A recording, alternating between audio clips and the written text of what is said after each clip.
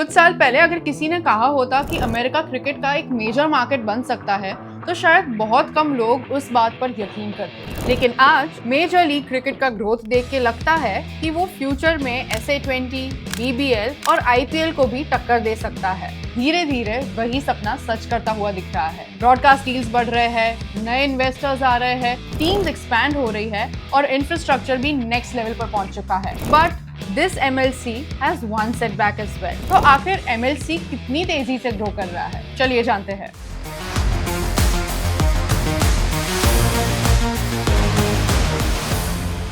MLC की growth सिर्फ ground पर नहीं बल्कि बिजनेस साइड पर भी दिख रही है। लीग की शुरुआती सीजन से ही विलो टीवी ने नॉर्थ अमेरिका के लिए 5 साल का डोमेस्टिक मीडिया राइट साइन किया है। इस डील ने MLC को यूनाइटेड स्टेट्स और कनाडा में एक स्टेबल ब्रॉडकास्टिंग प्लेटफॉर्म दिया और क्रिकेट को वहां के फैंस तक रेगुलरली पहुंचाने में बड़ा रोल निभाया। लीग की पॉपुलैरिटी के साथ साथ उसका स्ट्रक्चर भी एक्सपैंड हो रहा है। मेजर लीग क्रिकेट 2027 के बाद एक्सपेंशन की तैयारी कर रहा है। न्यूजीलैंड क्रिकेट भी एक नई फ्रेंचाइजी लॉन्च करने के लिए टर्म्स अग्री कर चुका है। यानी MLC सिर्फ ओवरसीज स्टार्स को लाने तक सीमित नहीं रहना चाहता बल्कि लॉन्ग टर्म ग्रोथ पर फोकस कर रहा है। इन्वेस्टमेंट भी लगातार बढ़ रहा है। फोर्ब्स की रिपोर्ट के मुताबिक लीग में और पैसा आ रहा है और ऑर्गेनाइजर्स का विजन सिर्फ एक सक्सेसफुल T20 टूर्नामेंट बनाना नहीं बल्कि अमेरिका में क्रिकेट को मेन स्ट्रीम स्पोर्ट के रूप में एस्टैब्लिश करना है। इनफैक्ट अमेरिकन इन्वेस्टर्स ने इस लीग में अब तक ओवर $150 मिलियन का इन्वेस्टमेंट कर दिया है।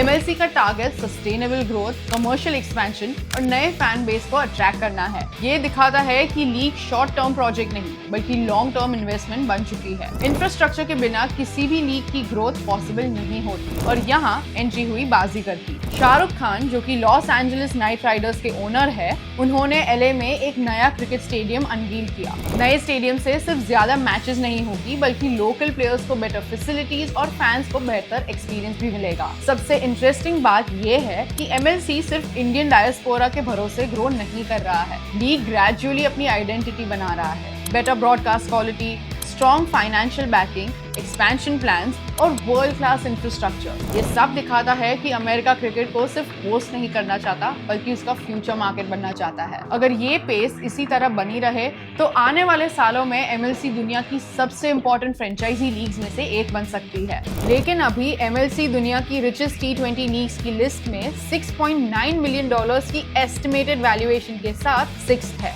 IPL जो नंबर 1 पर है, उसकी वैल्यूएशन $10.9 बिलियन प्लस है। MLC अब सिर्फ एक नई लीग नहीं रही। Broadcast rights, expansion plans, investment और इंफ्रास्ट्रक्चर, ये सब सिग्नल दे रहे हैं कि अमेरिका क्रिकेट को सीरियसली ले रहा है। माना अभी MLC बाकी लीग से काफी पीछे है पर लीग में पोटेंशियल जरूर है। अब देखना ये होगा कि क्या MLC फ्यूचर में IPL, BBL और द 100 जैसी एस्टैब्लिश लीग्स को चैलेंज कर पाएगी। आपको क्या लगता है, हमें कमेंट्स में जरूर बताइए। Thanks for watching, see you in the next one.